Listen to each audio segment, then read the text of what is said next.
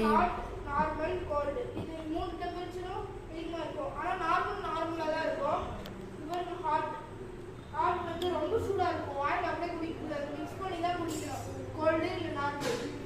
ரொம்ப வந்து வயசானவங்கன்னா ஹாட் குடிச்சுக்கலாம். இது ரொம்ப யூஸ்ஃபுல்லான ப்ராடக்ட். அது இல்லாமல் அது வால்டாஸோட ப்ராடக்ட்.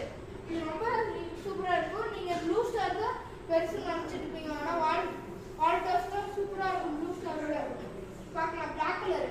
இதில் ஃப்ரிட்ஜு கூட இருக்குது. 2000 ரூபாய் கம்மியாக வரும் ஃப்ரிட்ஜில். நான் ஃப்ரிட்ஜில் தான் எடுத்துருக்கோம். ஏன்னா இங்கே பாருங்க, இந்த ட்ரே கொடுத்துருக்காங்க.